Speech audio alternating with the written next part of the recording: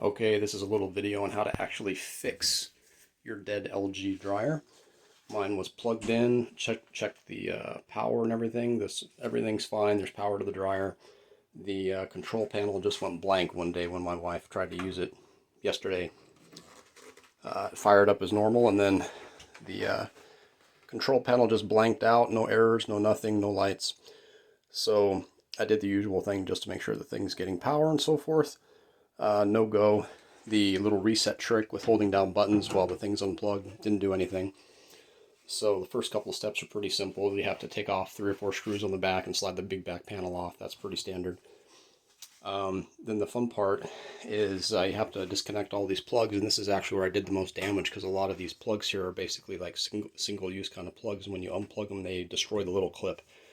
So I'm going to have to figure out how to glue or tape those back on, unless you're cleverer than I and you know how to take that off. So this is the control board itself. You've probably seen other videos where this part of the board is burnt, and I figured I don't have anything to lose, so I dug through this protective cover on there. It's this gooey plastic, gooey like rubbery stuff that's maybe 1/8 of an inch thick. And let's see if we can get the light on there. It looked to me like there was basically just a burnt little leg of this PCB. So you can tell I've got awesome soldering skills.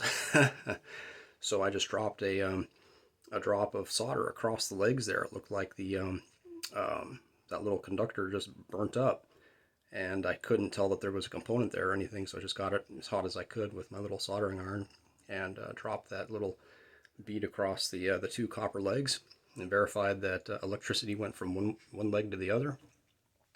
Plugged it all back together. The dryer fired right up, so we'll see how long it lasts. This is a free alternative to the $150 no longer made part. It may or may not do you any good, but I figured I hadn't seen this fixed before, so I'd post it up. Good luck.